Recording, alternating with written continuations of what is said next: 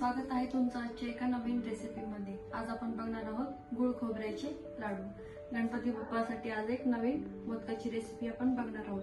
चला रेसिपीला सुरुवात करूया। गुळ खोबऱ्याची मोदक रेसिपी बघणार आहोत आज आपण। त्यासाठी लागणार आहे आपल्याला इथे 1 वाटी गूळ, 1 वाटी ओलं खोबरं, 1 वाटी रवा आणि दुधावरची साय आणि थोडंसं दूध घेतलेलं आहे आपण याच्यामध्ये।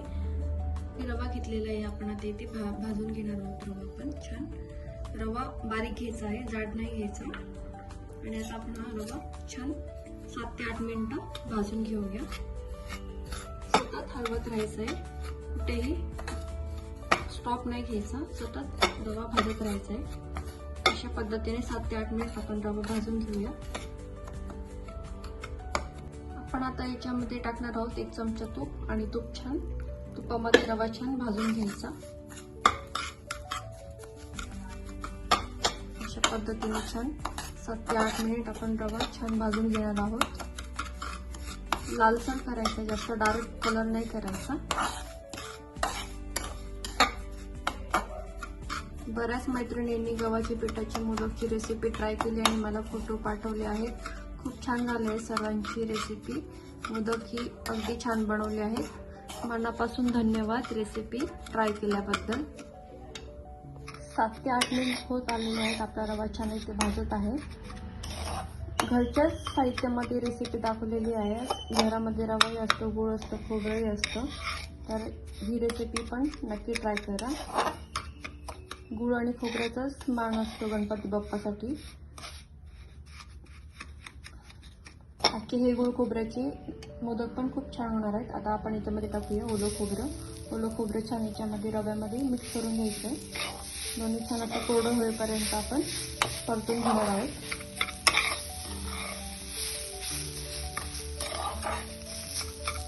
एक सारखं सतत भाजत राहायचं आहे।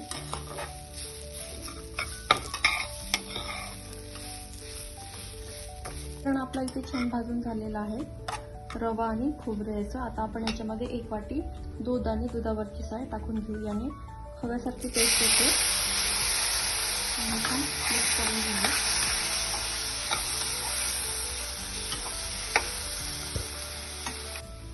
रवा, खोबरं आणि दूध याचं मिश्रण आपण आता छान भाजून घेतलेलं आहे। हे छान एकजीव झालेलं आहे, तुम्ही बघू शकता व्हिडिओमध्ये। छान असं जसं जसं आपण भाजत जाऊ तसं तसं ते असं मोकळं असं होत जाईल। आणि आता आपण याच्यामध्ये टाकूया 1 वाटी गूळ। या रेसिपीला जास्त वेळ लागत नाही, 10 ते 15 मिनिटात रेसिपी बनवून होते। अगदी कोणी तुमच्या घरी पाहुणे आले तर तुम्ही हे गूळ बनवू। आपला मिश्रण इथे छान तयार आहे। याच्यामध्ये मी थोडा फूड कलर टाकलेला आहे, खायचा कलर।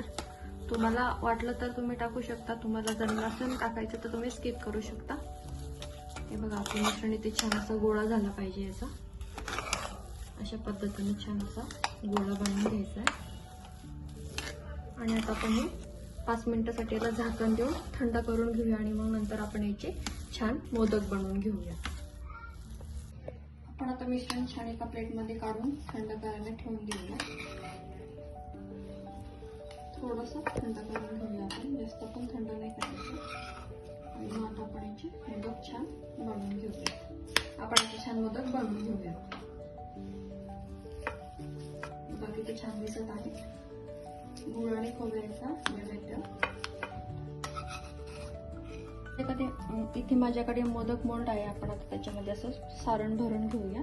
असं उलट ठेवायचं आणि असं सारण आतमध्ये दाबून भरून घ्यायचं। त्याने शेप छान येतो, व्यवस्थित येतो। आणि अशा पद्धतीने हे वरून प्रेस करायचं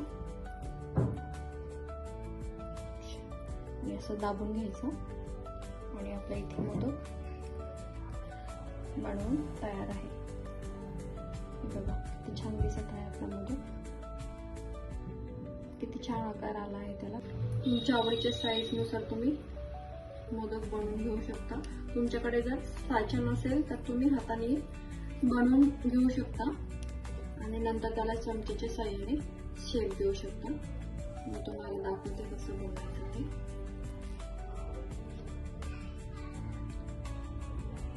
बघा किती छान आपला मोदक बनवून तयार आहे।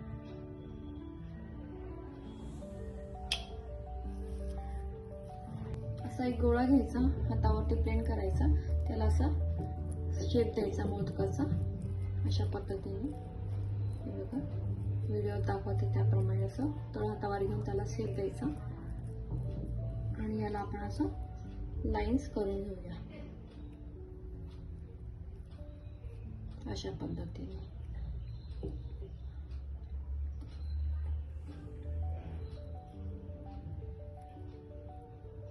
किती छान दिसत आहे मोदक. हे बघा आपण असे मोदक सर्व बनवून घेऊया. हे बघा किती छान दिसत आहेत. अगदी बाहेर स्वीटमध्ये मिळतात तसेच हे मोदक आपले बनवून इथे तयार झालेले आहेत. आणि इथे मी चमच्याने, खरं नैवेद्य गणपती बाप्पाला गुळ खोबऱ्याचाच असतो आणि आपण तोच जुना पारंपरिक पदार्थ मी तुम्हाला दाखवण्याचा प्रयत्न केलेला आहे व्हिडिओमध्ये. हे बघा अशा पद्धतीने किती छान दिसत आहेत आपले मोदक. रेसिपी नक्की ट्राय करा. व्हिडिओ आवडत असेल तर लाईक, शेअर, सबस्क्राईब करायला विसरू नका. हे बघा मी मोड नसेल तर कसा मोदक बनवायचा हे तुम्हाला मी दाखवलं आहे.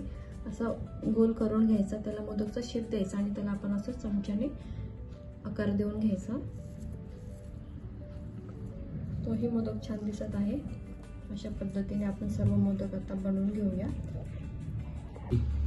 अशा पद्धतीने इथे आपले सर्व मोदक बनवून तयार आहेत आणि इथे माझ्याकडे गोल्ड असं वर्क होतं तर ते मी मोदकला असं लावून घेतलेलं आहे. त्याच्याने मोदक छान दिसत आहेत. बघा आपले मोदक किती छान बनवून तयार झालेले आहेत. किती छान दिसत आहेत. गणपती बाप्पासाठी हा नैवेद्य पण नक्की ट्राय करा. गुळ खोबऱ्याचे मोदक. गुळ खोबऱ्याचे मोदक बनवण्यासाठी आपण एकाच वाटीचं मेजरमेंट घेतलं आहे. 1 वाटी खोबरं, 1 वाटी रवा आणि 1 वाटी गुळ योग्य प्रमाण आहे आणि समजायला अगदी सोपं आहे. काहीही अवघड नाही रेसिपीमध्ये. घरच्या साहित्यामध्ये आपली रेसिपी बनवून होते. रेसिपी नक्की ट्राय करा आणि मला कमेंटमध्ये सांगा रेसिपी कशी झाली ते. मोदक सिरीजमध्ये आज आपण बघितलं आहे गुळ खोबऱ्याचे मोदक. रेसिपी कशी वाटली? अगदी सोपी आहे. रेसिपी नक्की ट्राय करा. व्हिडिओ आवडल्यास लाईक करा, शेअर करा, सबस्क्राईब करा. पुन्हा भेटूया अशाच एका छानशा रेसिपी सोबत. तोपर्यंत गणपती बाप्पा मोरया.